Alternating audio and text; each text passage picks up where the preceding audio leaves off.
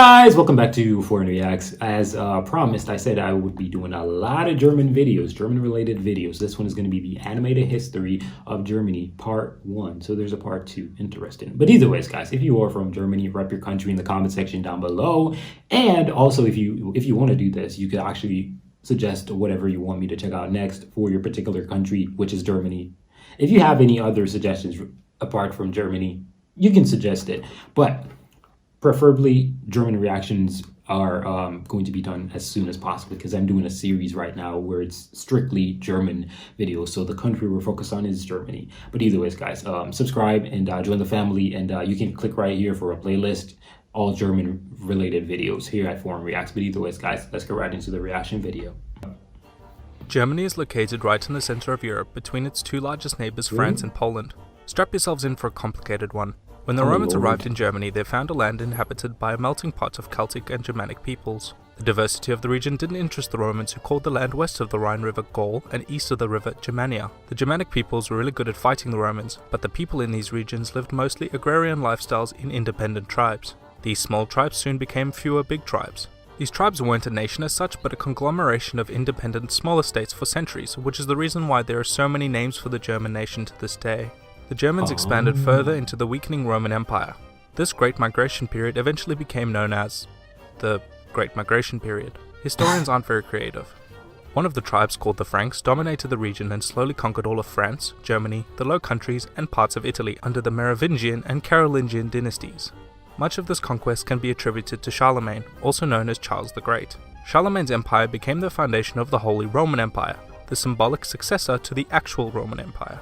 The empire was split into 3 kingdoms: East, West, and Middle Francia. East Francia eventually came under the control of Otto of Saxony, who married into the Italian kingdom, leading the Pope to revive the Holy Roman Empire. Establishment of the state became one of the many precursors for the division of the Catholic and Orthodox Church, the latter of which was still firmly controlled by the Eastern Roman Byzantines. From the 11th to the 13th century, the Holy Roman Empire was a key nation in the Crusades, which began as military expeditions to the Holy Land against the growing Seljuk Turk Empire. In 1230, the German Teutonic Order of Knights and Bro, so you're telling it's like since the original existence of humanity, we have been fighting. Man, look at Russia. Bro, it's like we like humans are just not capable of being satisfied, bro. Like if you find yourself being capable of being satisfied with where you are in life, bro, be happy because you are unique. Because a lot of us humans, we cannot even satisfy, bro. We're a millionaire and we like, bro, I need a Billy. Like, why do you need it though? What are you gonna do? You gonna give it away? No, you're gonna use it for yourself. But you can't spend $1 billion by yourself, can you? Right? So humans are really greedy, and it's an area called Prussia in an attempt to eliminate the remnant pagans from Europe. Around the same time, German towns and villages were being settled in areas outside the empire into Poland and Hungary, leading to areas of high diversity and ethnic ambiguity. The best way to describe the Holy Roman Empire for the next few centuries is a very loosely united monarchy, with many smaller kingdoms and duchies with varying degrees of power and autonomy. The German lawyer Martin Luther began a period of change in the Catholic Church, which became known as the Protestant Reformation, making Germany a key focus in the splitting of the Church for a second time. 2 kingdoms in the empire rose to dominate the rest: Habsburg Austria in the south and Brandenburg Prussia in the north. These 2 kingdoms became intense rivals, fighting wars and annexing large amounts of territory outside the empire. Both kingdoms fared very badly during the Napoleonic Wars, and the Holy Roman Empire was officially abolished by the French Empire, who came to influence much of Western Europe. The French Revolution began a decades-long rise in nationalism in Germany, and many of the people sought to unify into a single nation. By 1866, Prussia had become the dominant power after the 7-week war against Austria, and set up the Northern Germanic Confederation in the following year, notably excluding their Austrian rivals. This became the German Empire just 4 years later, the first modern German nation-state. Germany was propelled to superpower status and even became involved in overseas colonization. Tensions were high in Europe, and many distrusted the new powerful nation that had just appeared. This led to so many alliances in Europe since nobody trusted anybody anymore, and each nation had to pick a side in case war broke out. And this preparation for war inevitably became its precursor.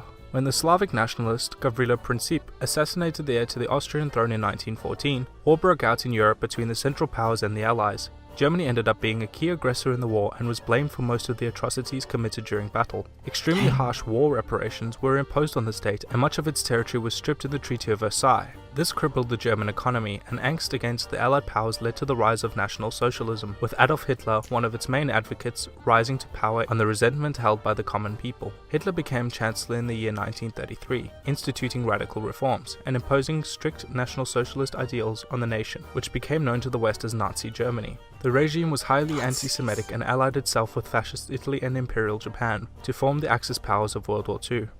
After a rapid expansion and then military decline, Nazi Germany was defeated and divided along the zones of occupation by Allied powers. West and East Germany continued as neighbors for the next few decades, and the Berlin Wall was erected around West Berlin to prevent defectors from the communist East Germany. By 1990, the communist East collapsed, being reunited with West Germany. The new German Republic is known for its high quality of living, exceptional engineering, and for playing a key role in rebuilding Europe, being one of the key founders of the European Union and the Eurozone. Really?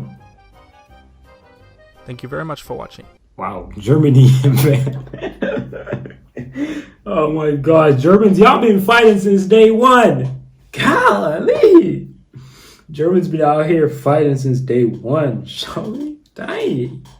But I like the fact that Germans have actually, like they do everything to better themselves and to change how they are viewed by people. And it's really very positive to just look at how Germans are today compared to what you'd read in the history books about Germany. It's very, very, very a beautiful thing to see. But we gotta get out of here, guys. So if you have any suggestions, like I said before, leave those in the comment section down below. And I hope you enjoy your day and have fun here at Foreign Reacts, man. We out of here.